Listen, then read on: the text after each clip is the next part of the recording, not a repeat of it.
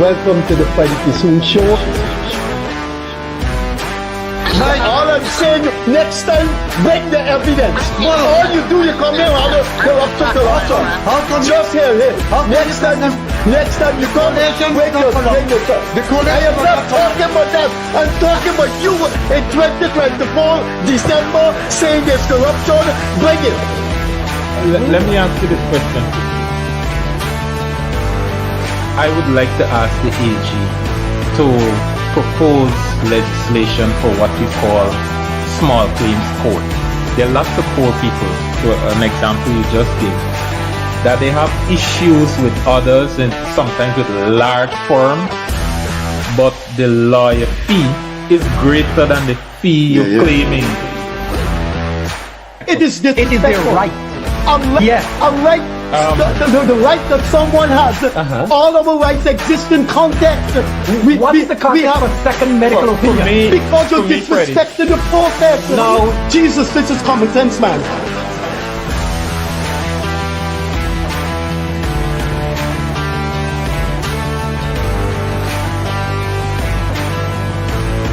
Any situation which you seem to do, you're just dealing with Afro-Guyanese issues.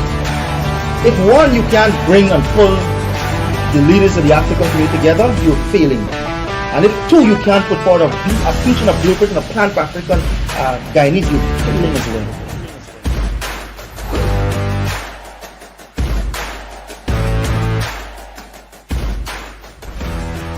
Good evening. A pleasant Friday evening to you. Whatever you're doing this evening, I hope you know that we are a week away from the election. So when you're talking to people, you must ask them or make reference to the election, because the elections is in the air, and we're going to be talking to our guests about everything, but including the election, although he's a businessman. Now, there's a famous name in Guyana. It's been famous around since the 70s because he was one of the leading pilots in the army. His name is Gerry Goveia. But there's another Gerry Goveia. All you do is put Junior next to it. And he's following in the footsteps of his father. We're interviewing him now in his capacity of the chairman of the Private Sector Commission. But his father is the security advisor to the president, which means, although that's a government thing, it's quasi-politics, quasi-political role. So we're going to ask Gerry Goveia Jr. We're going to drop the Gerry and Goveia and perhaps refer to him as Junior if he agrees to that.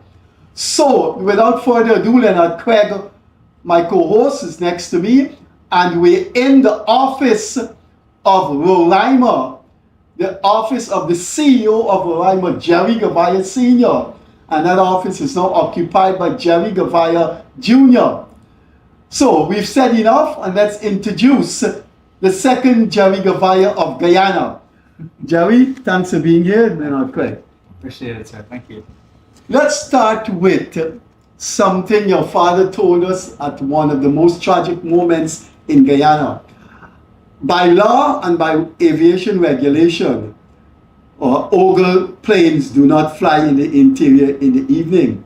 But you must be the one few episodes, if any, where you flew into the darkness of the night, into the uncertain terrain, thunder, lightning, what have you, at the Maria dormitory fire. Your father said to us in one of these interviews, I think about 3 years ago, that it was a very tough decision to ask his son to do, but patriotism dictated that someone had to go in there. Now, could you revive your mental state as you were driving a plane in total darkness? Well, thank you first, Freddie. Sir, thank you so much for having me on the show. A few things. So, Gerry Goveia, Gerry works. I prefer Gerry, if that's okay. Okay. And, Dad is the original Gerry Goveia. So I like to in common parlance, they have a term. I don't know if you know that. You're too young to know. Any other one is a Mac. Okay, I haven't heard that one yet. No, that's really good. You heard that? I haven't heard that one.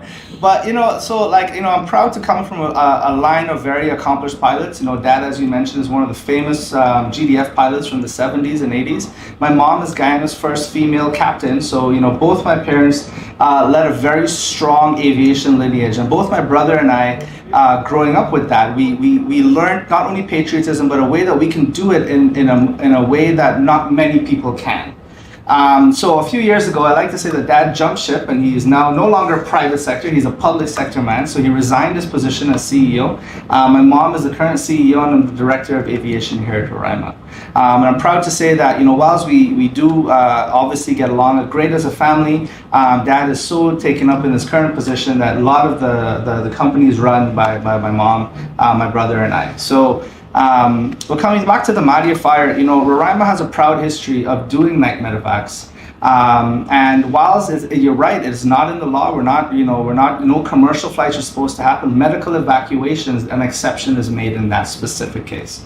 And so what happens is that we've been doing it for years. We have thousands of hours of training, flying into this jungle, landing on these runways with no instrument approaches, no lights. Sometimes all you have is two motorbikes parked on either side of the runway, and you kind of land between the lights. So, with that kind of training, that kind of legacy, that night, the Madia fire night was indeed a very tragic night. And my mindset that night was, I have a mission to do and I have to get it done. I got the call at 2 o'clock in the morning or 1 o'clock in the morning, whenever it was, and immediately the answer was yes, we gotta go. As I said yes, and I started to do all my due diligence and safety of the flight, I noticed that the weather was bad. You're absolutely correct. The weather wasn't good. They had a lot of heavy rain, a lot of thunderstorms and so in the area. But Freddie, when you hear that there was young women, young girls suffering in that dormitory, the answer was yes. We were taking in the burn team and the advanced doctors and equipment and so on to go in and start saving lives. So me and my director of operations, Captain Larry Barkley, we came together and we made a decision that night, hey, we're going to try. We're going to give it our best. And we put years of training, hours, thousands of hours of training. And then I can tell you, when you take off out of here in the dead of night and all you see is nothing, right? You're relying solely on your experience, solely on your training and the instrumentation and procedures that we have spent years developing. So we battled through the weather. And we're getting rocked around, the rain is heavy, the lightning is flashing, it almost looks like you're in paparazzi, right? You have flashes of light as you're flying through the night. And then even when we lined up, we used our GPS, we aligned with the runway, barely seeing the runway, and we were able to find a break and landed the plane. And we were the first aircraft to land at Madia that night, I think the only one to land at Madia that night. And then we delivered the doctors who were able to save as many of those young women as possible. So that came a lot from watching my parents growing up. We used to come here at Ogle before it was big, Ogle Airport here. There was no runway lights, there was nothing. And my mom and my dad used to get up in the middle of the night, go save a life. And then my brother and I, we would actually put down the lights for them to land back at Ogle with the patient. So I used to be in the back of a pickup truck at 7, 8, 9, 10 years old, putting down lights at the side of the runway so my parents can land after saving a life. So that's ingrained in me, it's ingrained in my brother, and that's kind of the mentality. We're filming against the hangar. Yes. Is there any of the plane that made that? Yeah. Is that particular plane outside? No, so this plane is actually the one that we flew from Italy. And I myself, we flew it down, jumping. It went to Rome and we trained. I got to fly around Rome, the Amalfi Coast, and it was beautiful. I got to fly over, around Mount Vesuvius, over Pompeii.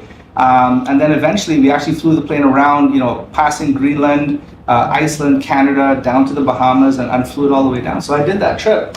So this plane actually it wasn't here during the Madia fire. We flew our Trilanders, which is our 3-engine aircraft. It's not in the hangar. No, it's flying, and frankly, I want my planes not in the hangar. I want them out there, right? But so this one here, here's our newest addition to the fleet. So this one has, all the modern technology. So with this aircraft, that night, I would have had more assistance in seeing what the weather was looking like, because we have weather radar on it, we have autopilot on it, it's air conditioned, so it helps. So this would be a better plane in yes. those circumstances. Absolutely, this would definitely add a bigger safety margin to the flight. You know, it's multi-engine aircraft, so we only fly airplanes with more than one engine. And then this aircraft has what most others don't: weather radar, autopilot, and so on. So it really increases the safety level. Leonard? Yeah. Given the experience you just spoke of, it gives me the feeling that you could not have become anything else than a pilot. Did you ever consider anything else? How did this come? How? Yeah, well, you know, that's the thing. You know, when you grow up and you know, you watch your mom and your dad put everything on the line, right? Because you know, there's tons of pilots out there and they're fantastic pilots. What I was able to see are two people who dedicated their life to promoting aviation. You know, all the other companies here in Guyana, every other airline in Guyana started with something else, whether it's mining or logging or rice. Or having a quarry, and then went into aviation. Roraima is the only company that started as an aviation company. As an aviation company. And I'm super proud of that, being both my parents, you know, building it up from where it was, and now today, you know. So we're very proud of what they did, and you know, even now with our partnership with Omni, you know, we are their local partner. We've been building that relationship, and we're What's now Omni? Omni Helicopters Guyana. So the helicopters that do all of the offshore movement of the people, we do that as a partnership. And right now we just put wings, these pilot wings, on our first two cadet program pilots, who are now going to be trained to fly these most advanced helicopters in the world. Guyanese are going to be flying them, and that's the first for our country, and I'm very proud of that. And that's a legacy started by my parents. So to answer your question, it's kind of hard not to kind of end up here with such stellar role models. You know, in university, I did want to be, if I was to like wave a magic wand, I wanted to be a marine biologist. I love animals. I'm a big animal geek. But you know, when I thought about how can I really give back, the answer was easy, is that, you know, it was to go to Canada. I did my university training. I spent some time in the Army, and then I came back to Canada because this was the Canadian Army. Yes. And then I came back here, and I knew that, you know, if I worked the exact amount that I would in Canada, the benefit that I can do for the people of Guyana would be a lot more here, and that's where I. You know, and you were in the Air Corps in Canada? I started off in the infantry, and then I went to the Air Corps after. Air Force after. Well, yeah. You were in business now, more or less. He's chairman of the Private Sector Commission. And you're chairman of the Private Sector Commission. And 5 years ago, Senior was the chairman of the Private Sector Commission. Now, people often, in business I'm talking about, people often have less respect for somebody who came up in their parents' business. And you know, how are you navigating that? That's a good thing. You know, you heard there's a phrase that goes around, Nepo baby. I don't know if you guys ever heard of that one, right? So, you know, it some people, it could be a bad thing, right? If you came up in your parents' business and you came up in the family company and you kind of just are, I like to use the word lollygagging, your way around, you know, you hold a desk, you kind of do, but you're not really giving back. You know, I spent the better part of my late teens, early 20s, you know, learning skills that I know that I can give back, right? And as a pilot, we are judged on every flight that you do. So if I was a mediocre or poor pilot, I could not have commanded the respect of my people as a pilot, as a professional pilot. And the thing is that if I'm a bad pilot, I don't live very long doing the kind of flying that we do. So the fact that I'm able to conduct hundreds of these night medevac missions into some of the most challenging terrain, I have earned my respect amongst my peers. In the business community, it's also the fact that, you know, it's not just that you get catapulted to the private sector, you have to earn your way up there too. You know, the Private Sector Commission is a membership of memberships, right? All of our members are the different business support organizations, from the Chamber of Commerce, all the chambers of commerce around the different 10 regions. We have the sectoral members from the aviation, shipping, tourism, manufacturing, and so on. And then we have our corporate members, which are like the very large companies, the big banks and banks, CAH, and so on. So the thing is that to get to the chairmanship position, I have to be elected, all right, as leaders at the lower levels to then, you know, advance. So I'm elected by my peers. And if I was, let's say, a lollygagging Nepo baby, I don't think these people would trust me in leading the private sector. And that's kind of how, you know, I see myself, is that I've earned my place amongst the business leadership here in Guyana, because just being Gerry Goveia's son is not enough for them to trust you with leading the private sector commission. It's not enough for them to trust me with people's lives here at night. Those are things that I had to earn myself. Are you interested in running for president? No. You're young yet. No, that was just a reference to something else. That's all right. I'm building up to that. But I'm a private sector man through. But you're young yet, you don't know. I'm 38. I'm 38. Right, about 38 and 10, 48 and 5. About 55, you may want to give it a shot. I sat next to your father, just around you sitting here, 5 years ago in a live radio program. He was the chairman of the Private Sector Commission, and he said something that the whole nation and the region looking at Guyana would have been alarmed. The election was March the 2nd, and he said to myself and Leonard in the studios, and what he said really, really worried me because of my age and what I've seen. He said, I don't know what's going on with this election.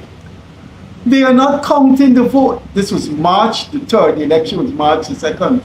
He said, they're not counting the votes, that this is midday.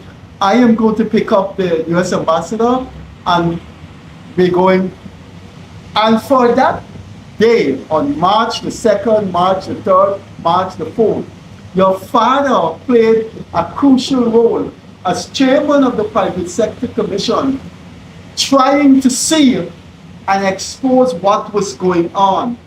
It was one of the most unsettling times in Guyana. Now, we're a week away from that, and you're chairman of the Private Sector Commission, which has the status of as an observer. What do you plan to do on November, September the 1st? And you plan to walk in your father's shoes 5 years ago? Yes, sir. So, when I came back to Ghana in 2015, after finishing my 8-year stint in the military, I came back here, and the private sector was putting together an observer team in 2015. So that's when I got involved in the election observer missions and so on. And he asked me, Gerry, look, you know, did they train you in Officer Canada School how to run an ops room? I said, yeah.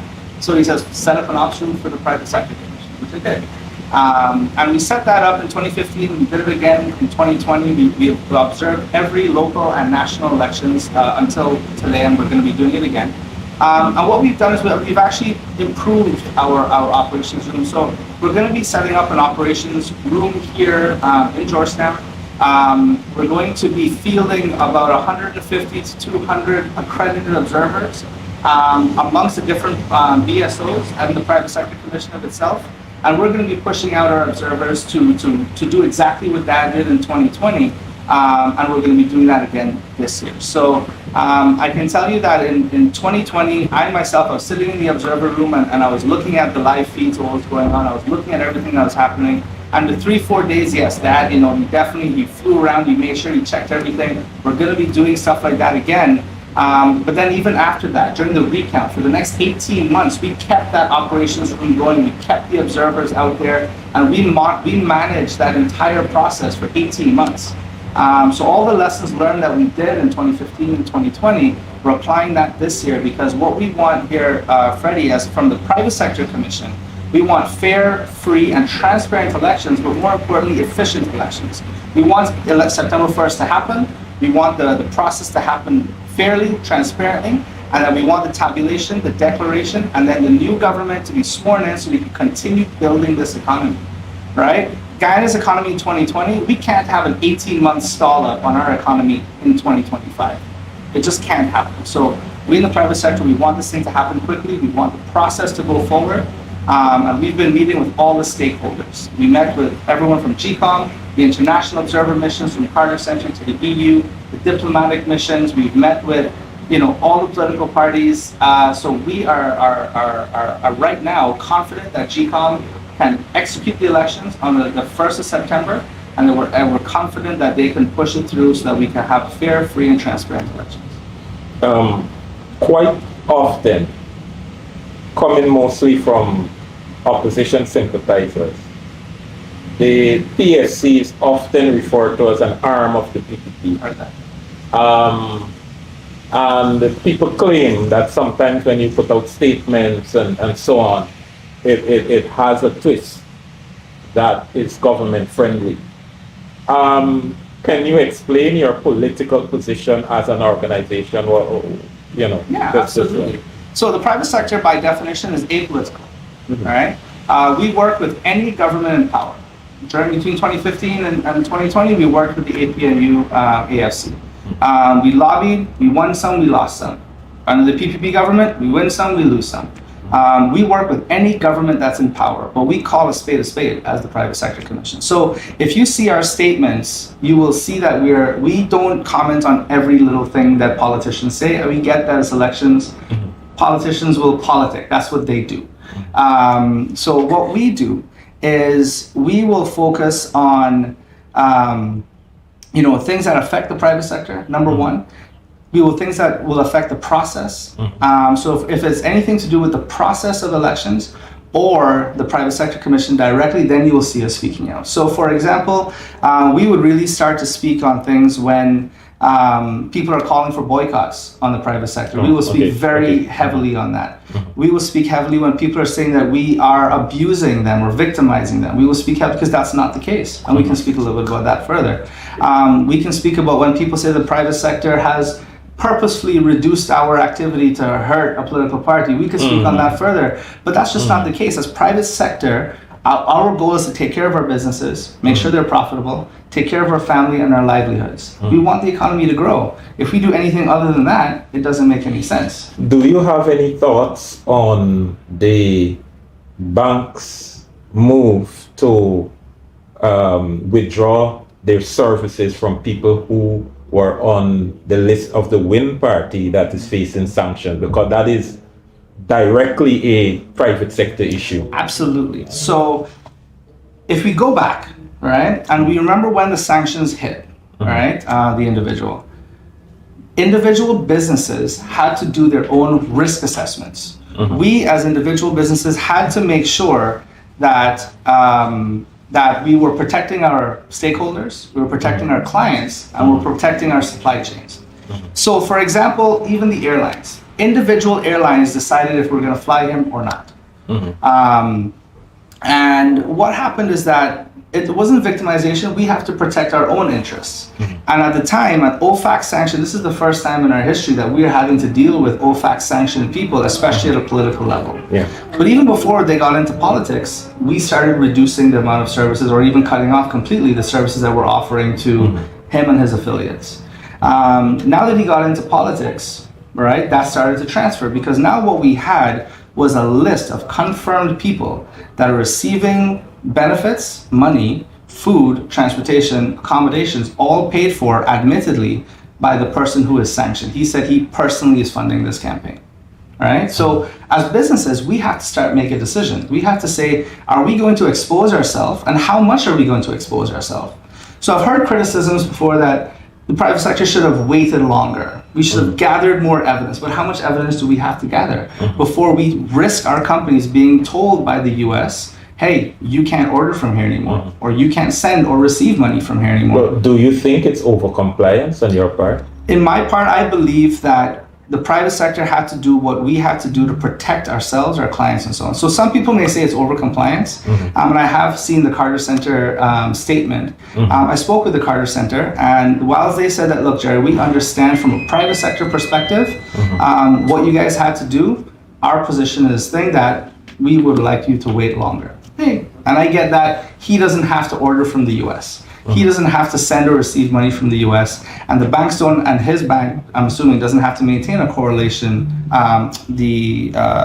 corresponding, thank you, the corresponding bank in the US. So my point is that as the private sector here in Guyana, especially with the reaction that we got from the international community, from the international businesses, the AML lawyers around the Caribbean, we were receiving feedback, we were receiving advice for months on how to deal with this situation.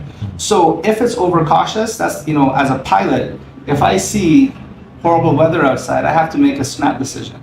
And I have to make a decision that's going to impact everybody on the plane. All the lives on the plane are in my hand. As a business leader, all the people that work for me, the 300 plus people for Roraima, and the countless other thousands that are working for these banks and other airlines, we have to make a decision on their lives. And if I'm overcautious to protect thousands of people, You err on the side of caution. Understood. Now, I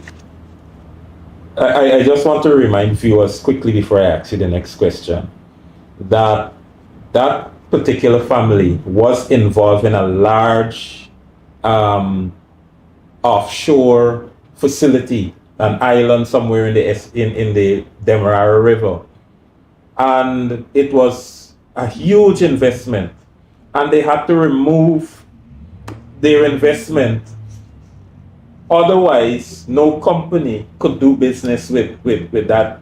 And if something goes that far and that deep, then I can understand where the private sector is coming from. And that's exactly it. So we started seeing these things happening. So we started to create our own risk profile, right? And just keep in mind that not every bank and not every airline said no. Most did. Some just became ambivalent. So it's not like the industry cut him off. It's just that maybe the bigger players said, look. But did you ever receive any political directive to? To be honest, I have not spoken to a single political party about it, right? This was a decision that was made for individual businesses. And even our business, when we saw the OFAC sanction, we made an individual business decision long before he became a politician to not fly. Oh, okay. So you would say to viewers, you are comfortable with the decision you made about your Roraima business relation with Azzurdin Mohamed, in that you withdrew your patronage, your service. You comfortable with that? I'm comfortable in this. Yeah, I'm comfortable in the sense that when we did our risk analysis, when we did our assessment of the global impact that would have, 100% of my spare parts for these planes to keep it flying comes out of the US. 100%.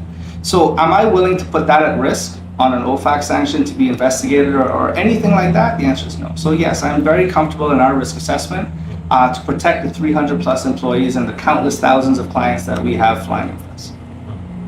Okay. Have you, like the banks, have you sought to extend that to people on the party list for this election?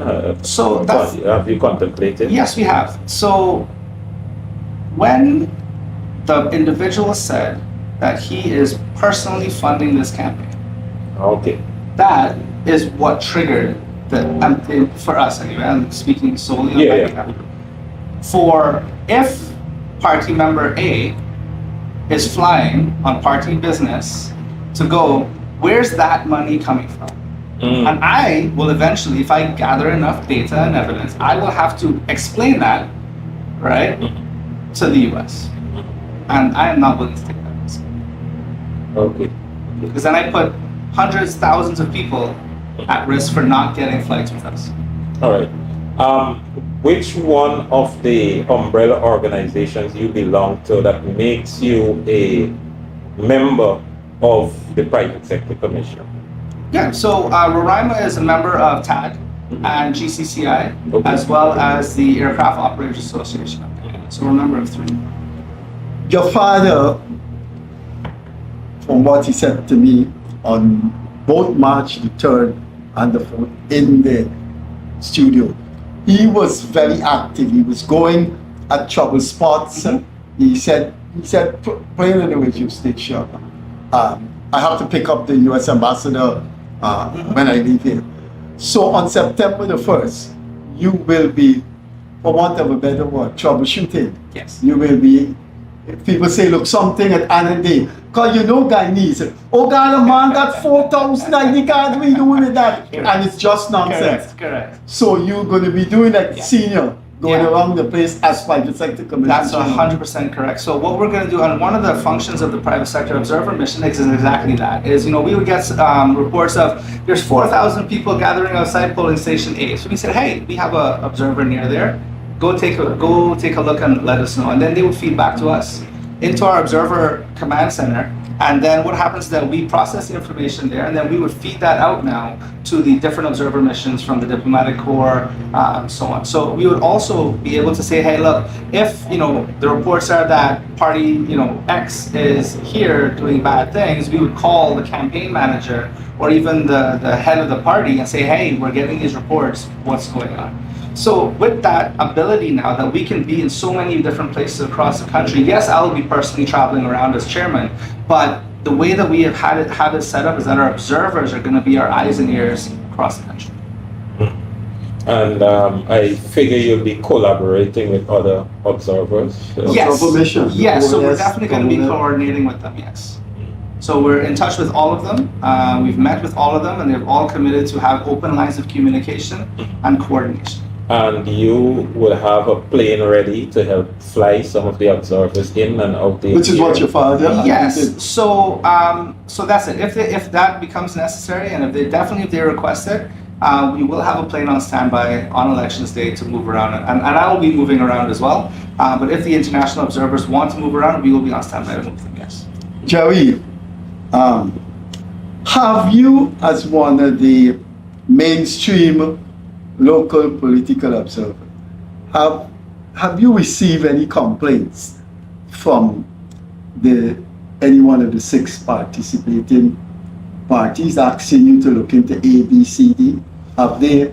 So yeah, well, when we met with at the time, it was we only met with the 3 major parliamentary political parties: the AFC, APNU, and the PPP. And we told them these are our positions. This is what we want to see. At that time, we had met with GCOM already. So when the parties brought up any of their concerns, we said, hey, we spoke to GCOM, that fixes this fixes that. And then if there were any concerns that they did bring up that GCOM didn't have a solution for, we fed that back to GCOM. And that was also done with the entire diplomatic community as well. When we met with them, if any of the ambassadors or observation mission people had any concerns on things, we would say, oh, that's a good point. And we would take it back to GCOM, or we would take it to see what kind of mitigating strategies can happen. And what's the responsiveness of GCOM to your?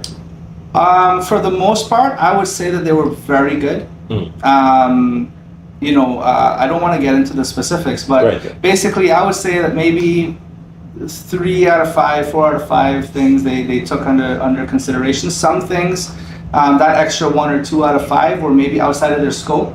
That could maybe only be fixed by constitutional reform, and GCOM understands that, and we understand that as well. So we really focused on what can be fixed now, and what kind of mitigation strategies can happen within GCOM's scope. Okay, so you have a networking going with other observer missions. You have had discussions with political parties. I'm sure you are doing observation at rallies Yes. and so on. Okay, you No, you not were about to rallies, say. but go ahead. Yeah. Okay, so you don't have your observers observing what's happening at political rallies We where wouldn't it's go peaceful. physically. We Okay. would monitor that on social media. Like social media. Yeah, to Okay. maintain that the messages that they're sending out are not insightful, Mhm. that they are not disrupting the process, and so on. Yeah, well, that is what I'm getting Okay. at. If based on that, like Carter Center did a preliminary report and so on, I figure you guys are also doing that. Maybe you might not be putting out a preliminary report, but your final report will contain all of that. And you may have other intelligence that we normal people in the street do not. Do you have any sort of intelligence or feeling or anything that there might be disturbances after the election? Before you answer that, the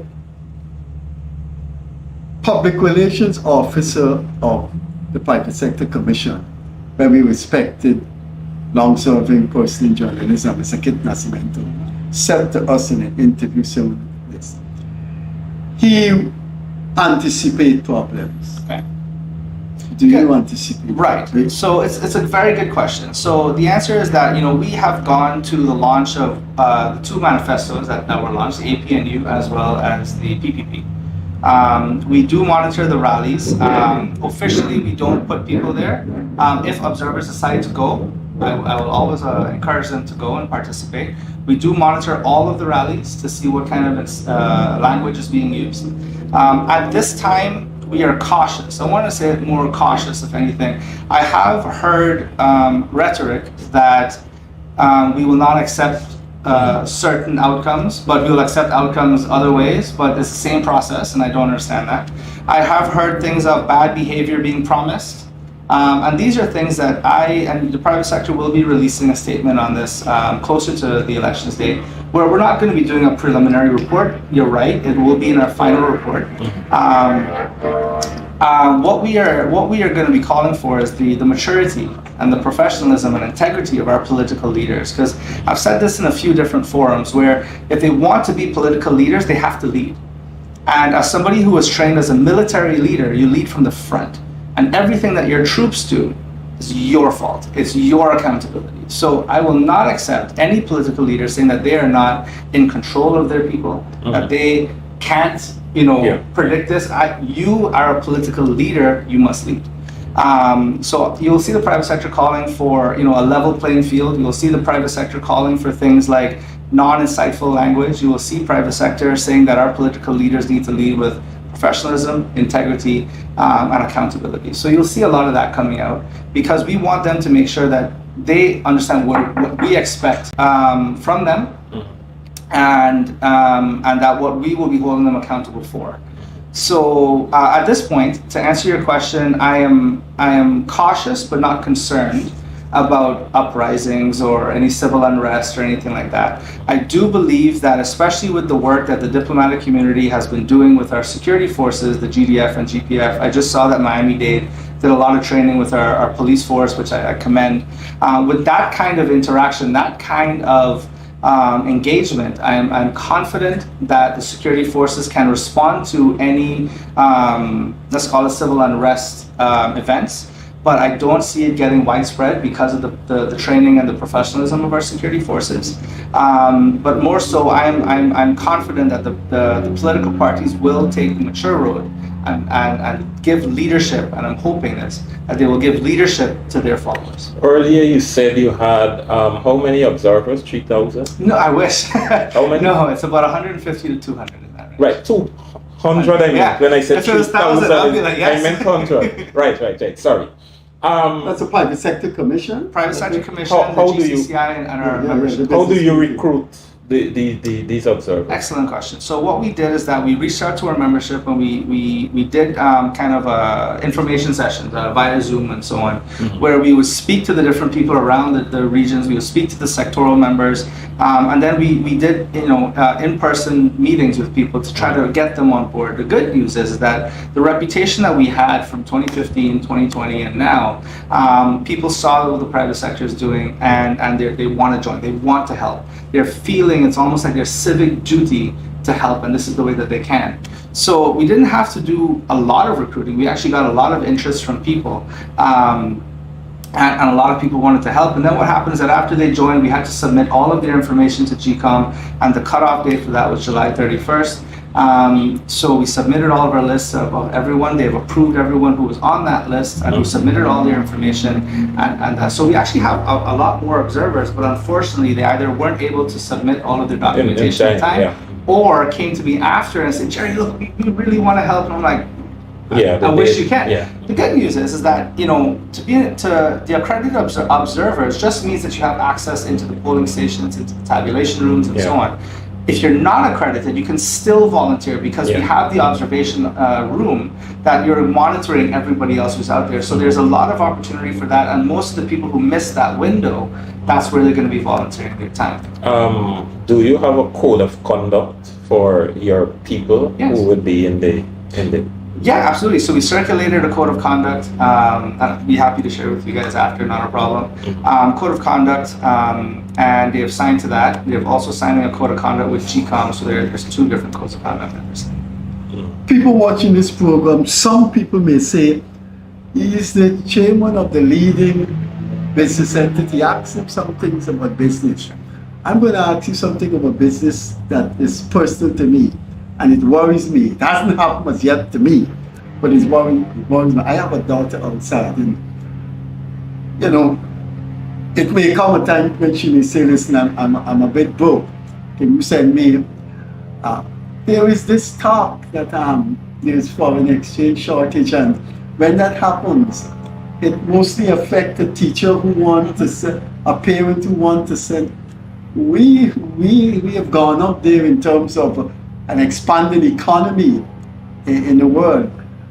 This shortage of foreign exchange for small people like myself with a kid outside, you have to feel uncomfortable. Yeah, and I completely understand that. The challenge here in Guyana is that, we like to boast that we're the fastest growing economy in the world, 43% GDP growth per year and so on. It's a good thing, but it also has its own challenges, right?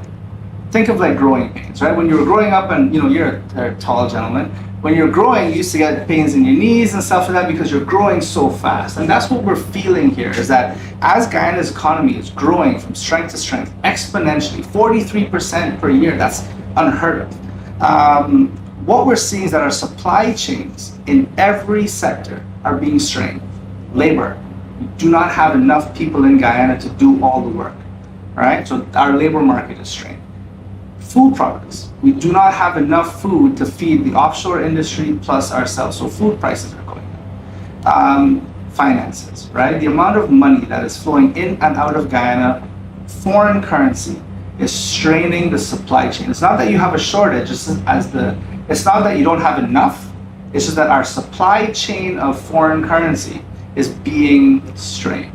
And that's what it is. So I heard people talk about, we don't have enough foreign currency, there's a shortage, the banks don't. That's not the truth. The truth is that our existing systems of getting money available, US dollars, available to you, me, and businesses and so on, is strained. So now the banking system has to make decisions of, we have a finite amount of resources at a certain amount of time. Our cash flow, right? It's not like our assets and our bank accounts not big and our receivables are not big. The cash flow that we have is now being strained. So they have to prioritize where the money goes and when. And it is a challenge. No one can argue that it's not. It is definitely a challenge, but it's one of the byproducts of having the fastest growing economy. So how you get around that? How you get around the little small That's person an that excellent wanted question. 1,000 from the bank and then they say no? So the trick is that we have to do a few things. Number one, we have to get into manufacturing more things locally. We have to stop importing as much, because when we import, we're sending our US currency overseas. So now all of these major importers, major suppliers of goods and services that we are buying are shipping these US dollars out, which are being prioritized, because if they cut that supply line, then we don't get food in the grocery store. So what they have to do is manufacture more here locally. We have to make our agro-processing, our agriculture industry, our packaging industry and so on more advanced, so that we don't need to import as much. That will free up some of the supply chain of the US dollars. That's number one. Number two, when we get to more digital types of currency, there's other ways of using crypto, for example. If the US just signed a bill that is stabilizing the cryptocurrency in US markets and so on. If these are things that we can start learning, then the US dollar stops becoming a limiting factor for Guyanese doing businesses. So I mean, it does take a paradigm shift. But with the US bill that they just passed, it opens up financing options for Guyanese as well. And all I will say to you is that the only way to fix that foreign currency shortage at the moment, or strain on the supply chain, not shortage, is that we have to start spending more money locally. The only way to do that is to have more manufacturing and agriculture available locally. Back to Politics? politics, yes. just quickly. No problem. Would you like to be president in the future? I already said that. We started. No. No, You it's not- lived in Guyana, I did. and you were part of the everyday politics of Guyana. How do you extricate yourself from that to be an observer who has to be a neutral observer, more or less? How you manage that? Guyana never had a Portuguese president. They had a Christian, Hindu, Muslim, Chinese. Chinese, that Indian African. You think the Portuguese term is Jew? I don't know. I'm sure there's a lot of politically ambitious Portuguese people. For right now, I'm very comfortable in the private sector. They have politically ambitious I'm Portuguese. assuming. I Critics. guess. You don't want to call Guyanese critics. you don't want to call them. No, you don't have to comment. I'm It's not all commenting right. on that one. Your brother. Maybe. Actually, he would be a great politician. Remind me what the question was. I got You live in Guyana Yes. and right. Right. So living in Guyana, one of the cool parts about living in Guyana is the fact that politics are so alive in our society. You know, you look at the numbers abroad, and they have voter turnouts in the single digits sometimes, and the 20%. You know, we have a 50% or more voter turnout. That's amazing. And so what it means is that politics is alive, and it's because we're a small country, it matters more to us, right? It has direct impacts, and it's one of the reasons I came back from Canada to Guyana, is so that I can have that impact. So it is a challenge sometimes. You know, you hear about people talking about it in the workplace, and you hear about, you see it on the roads, you see it in everyone's conversation. The good news is that, at least here at Toronto, we have a pretty mature thing that we don't really talk about politics, and if it does, we de-escalate it, because we do understand that it is a certain season, that happens in, but politics is alive in Guyana. You can't get away from it. And what I would say to maintain the unbiased side of it is that we focus on the process. So instead of the people, we're looking at the process. We're not looking at who is saying it, we're looking at exactly what it is. What they say. Right? Because it's the what that matters and the how that matters. So we're looking at the electoral process. Is the process being followed? Yes or no? And that's unbiased, right? It's like math, right? You can't put bias to math, at least not in the math that I know. I'm sure maybe in more advanced math probably. But in the math that I know, it's either yes or no, right? So in our political process, in our elections process, were these things done? Yes or no? And that's one way that we measure it. The other way that we measure is that we have some very strong benchmarks that we look for, specifically in the rhetoric that's being used. Is it inciting violence? Is it inciting civil unrest? Are they undermining the system, all right, justly or not justly? And then we would look that way to see where do we need to investigate, where do we not need to investigate? Are they highlighting real criticisms, or are they fabricating rhetoric for political gain? And we look at all of this kind of stuff, and that is how we maintain our unbiased position. So we look at the process and the what are they saying, not the who. Gerry, you would have access to very sensitive foreign political actors in Guyana, embassies. You also have a close business association with our related company, Omni. I'm asking you now from your, on 3 dimensions, your experience as a businessman, being around the social life of Guyana, interfacing with foreign government officials. Could you see any act of destabilization as part of rejecting the election? Could you see any scope of that being prolonged or successful? You know, meeting with we'll start with the diplomats first. Meeting with the diplomatic corps, I can tell you that all of them, right, are apolitical. All of them just said, we want Guyana to have free and fair elections. We want to make sure that whoever is elected is democratically done so, because for them, as part of their mandate, they want to deal with democratically elected leaders. So all of them have said that they want the democratic process to continue. So from their side, I don't see that. From the business side of it, I can tell you that while individual business people will have the maybe a political sway here or there, and you're entitled to as an individual, I can tell you that in the private sector, because we're process oriented, it's keeping people honest, let's call it that. So right now, no, I don't necessarily see any real way of them destabilizing the process. However, there will be attempts, I'm sure. There will definitely be attempts. There has been attempts already. And what I would just say is the private sector is paying attention to any attempts that are trying to either delay the elections, disrupt the process, or discredit the process in an unjust manner. Okay, something personal now. Sure. Would you like to be president? Are you a family man? Very much so. You know, family is ingrained in us. You know, as I said, I grew up with a very close-knit family. My mom, my dad, my brother, and I. We grew up very, very close. My brother is less than 2 years difference in age, younger than me, so we grew up like best friends. And I'm lucky to say that I have a very strong family unit. We're still all very close, and we work together. That kind of builds the bond.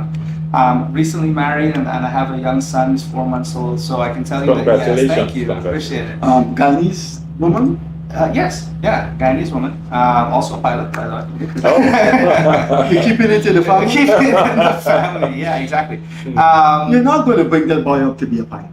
Well, he gets to choose. He gets to choose. By then, maybe drones will be taking over the jobs anyway. So let's see. What's his name? Jack. Jack. Yeah, and it's cool. Like, I mean, how many Jacks do you actually know in person? Jack and Jerry. Yeah. The J in the family. J, exactly. J, yeah. So he's, so big family man. Family is probably the most important thing for me. And I'll do, you know, anything for my family. So yeah, big family. Right.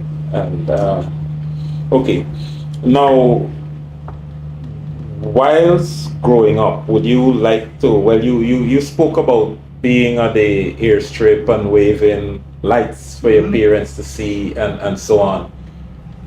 Where did you went to school? Did you mix with ordinary people when? Yeah, well, I started off in Stella Maris. I mean, when School of the Nations opened up, I went there. You know, so you know, growing up in Guyana, the nice thing about growing up in Guyana, at least for us, is that, you know, we spent a lot of our time in the hinterland communities. I grew up around Santa Mission, you know, hunting, fishing, and stuff like that. So you don't consider yourself a sheltered child? I don't think so. My parents made sure of that. You know, my dad being an ex-military guy, my mom, her dad was a miner, you know, in the bush. So, you know, they grew up kind of tough, and they wanted to make sure they didn't raise any soft town children. So they spent a lot of time taking us out, and I'm very grateful for it. So yeah, very, very grateful. Gerry Goveia Jr. I think most people in the region, the CARICOM region, knew that Trinidad went sky high, and the United Nations and the United States moved it off from developing and to almost develop, and therefore some of that international aid was removed because of its GDP and GNP. And then about 3-4 years now, Trinidad seemed to be getting into trouble, and people would say that country with oil. How could we avoid that? Excellent question. So what I would say is Trinidad made, and for my Trinidadian friends and family, I apologize in advance, but Trinidad made some crucial mistakes. Tell us about those. Yeah, so from a business perspective, very basic business perspective is you need to diversify, right? Any investment banker, any business professional will tell you need to diversify. If you rely solely on one income stream as a business, and that income stream is bent or broken, your business is done. So they all tell you to diversify your investments, diversify your revenue streams, and that gives you stability. Trinidad didn't do that. So as a country, they never took their oil wealth and put that into other industries, right? It was all around the energy and oil and gas sector. So in the energy and oil and gas sector, which is cyclical, right? It goes up and down. When it went down, they felt it. And they had no other way of padding that or benefiting in another way to offset that. I'm proud that Guyana is not making that mistake. We are diversifying our oil and gas revenues into infrastructure, manufacturing, tourism, agriculture, and specifically agriculture, I believe, is going to be one of the major industries that will support this country, even if the oil and gas market slips. So that would be one major one that I would feel that they made a huge mistake on. And the other one is, and maybe not so much on their part, but one of the things that Guyana can definitely learn from places like Venezuela and Trinidad and so on is that one of the crucial things for your country's success is your leadership. And it ties back into elections. So when we are going into elections, we have to pick a leader that will make sure that the money coming off of those rigs, the money that will continue to be diversified, is managed in the right way. Because guess what? Venezuela is a perfect example. They had more oil than most countries in the world, but they did not manage it well. And by that, the people suffer. So picking your right leader is the number one thing that you have to make sure that you do. And second thing is make sure you diversify. You think that is a tragic road that Trinidad did not take? In my opinion, yes, they did not diversify their economy. So when the oil and gas industry took a slip, they had no way to brace. Yeah, since we are little on Trinidad, in the news this week, there are discussions about Caribbean Airlines, and you're in the airline industry.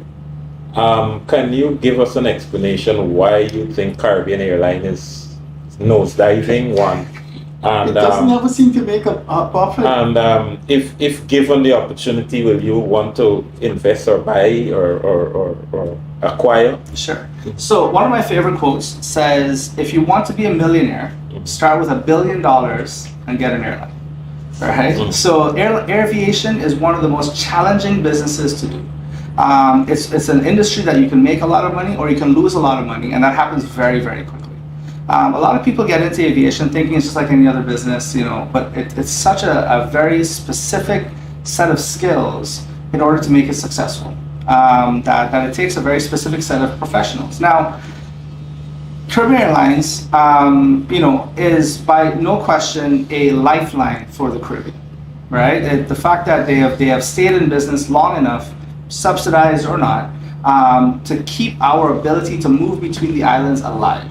Right? Liat was doing it. Liat left. Caribbean Airlines is still there. Inter-Caribbean is there, and you have Liat 2020 now that's starting to operate. But Caribbean Airlines is a state-owned airline, right? Which, if you look at worldwide, state-owned airlines are either generally not profitable, heavily subsidized by the state of origin, or they fail very quickly. A big exception is China Air, though. Very But profitable. it's not subsidized. Well, It's state-owned, but it's very profitable. Well, one of the more profitable. The published Chinese numbers. Well, are profitable. yeah, Let's just say that. So the point is that what I would say is historically. Now there are exceptions. Emirates, right, is profitable, Emirates, but it took many years of heavy subsidy. So if Air China is the same thing, then that's probably still the case. But it took years of heavy subsidies. So for smaller countries like ourselves, right, if you don't have a UAE level bankroll and you don't have a China level bankroll, having state-owned airlines are very expensive for the state. So small countries, and Guyana is still a relatively small country, to maintain an airline will cost the government tons and tons of money in the initial stages until they can make it profitable. But other than China and Emirates, I can't think of another profitable. Air Canada is in trouble, and you have British Airways. 2 minutes signal to go. You want to accent? No. But yeah, so all I would say is that Caribbean Airlines is in trouble. I saw that the Prime Minister, President said that they have 2 years to fix it. Yeah. I really wish them the best because they're a lifeline for the Caribbean. And as a fellow aviator, I would definitely like to see them succeed. I don't want you to comment. I wouldn't put you in the insidious and invidious position of making a political comment vis-a-vis any party. But the leader of the People's National Congress said, if they get into power, they will bring back Guyana Airways Corporation. Is that feasible? Again, I'm very concerned. Anytime I hear of a national airline or a state-owned airline, commercial airline, I'm always very cautious. Doesn't matter if it's PNC or PPP. Both governments have said that they're flouting the idea of a national commercial airline. I would be very, very cautious on both ends, and I would say that the private sector aviation industry has been very vibrant despite any challenges in the industry. For example, our infrastructure here in the country, yes, there's been runways that are being lengthened and being built, and I know there's massive investment at Timeri and so on, but the fact that I'm still dealing with a lot of the challenges that my dad dealt with 40 years ago flying, we need to put more emphasis into the aviation environment. It's not an easy job, it's a dangerous job, and it takes a skill of our very skilled pilots and our engineers to keep these planes flying safely. So all I would say is that any government that wants to talk about a national airline, you're going to get caution from the private sector. One quick question. Air costs, local air costs, seems very, very high and almost prohibitive for what do we need to do as a country, even if the government got to be involved to bring that down? Absolutely. So, and we've actually given proposals to the government on this. So, one thing is we need to lengthen the runway so we can bring larger aircraft, which reduces the economies of scale. Right now, most of the aircraft in Guyana can only take between 10 and 12 people. So 10 and 12 people are paying for that aircraft, essentially. Okay. If you have a larger aircraft, you have 30 people, 100 people that are paying for that aircraft. So that's one way to do it. The other way to do it is our insurances are very high. Right? A few years ago, it's not valid anymore, but a few years ago, we did a study. Guyana is paying almost 3 times the amount of insurance for the same aircraft from our Caribbean and North American brothers and sisters that we are here. So, and the reason is that when the insurance companies looks at Guyana's environment, right, the jungle is risky. Oh. So the risk profile for the country goes up. We pay more insurance to do the same job here. So that's the second one. The last one is that the UK has a fantastic model where they call it public service flights, where if they know that this community needs airlift, right? But and let's say it costs me $10 as the airline, right? But the community can only pay 2. The government pays 8. And then what happens is that over time it goes from 2 to 3 to 4 to 5, and then the community, as it builds, will take over the full cost of the airline. So that's one way that they can. We have to go, Gerry Goveia Jr. Don't look at us. Please look at the camera, straight to the camera, and answer this question. Don't look at us. Sure. After you ask the question, I'll look this way. Who are you voting for? Right. So, and to answer your previous questions, no, at this time I have no intentions of being president. I just wanted to make that clear because I was not going to say who you're voting for. And all I would say is that's that, secret. Yeah, not secret. Well, actually, it has to be secret. I don't know if you saw the release from GCOM, that it has to be secret by law. So I would love to answer you, Freddie, but by law I can't. So all I would say is that I'm really hoping for a free, fair, and transparent and efficient elections. The private sector is committed to working alongside with GCOM, the international observers, the local observers, and the political parties and stakeholders to make sure that our elections it leaves, and that we can continue to declare the leader and continue building Guyana, because we're on a trajectory. It is astronomical and it's exciting, and I want that momentum to continue. Thanks for watching us on this Friday evening. You were looking at the second Gerry Goveia with Junior attached to his name. He's the chairman of the Private Sector Commission, and 5 years ago at this very time his father was chairman of the Private Sector Commission, so he's in the hot seat as being an observer with the Private Sector Commission. He's recently got a little baby, 4-year-old Jack. We like to 4 months old. We'd like to wish Gerry Goveia Jr. all the best in his new endeavor as chairman of the Private Sector Commission, and of course his company Worldwide Airways. Thanks for being with us. Catch you later. Have a pleasant weekend.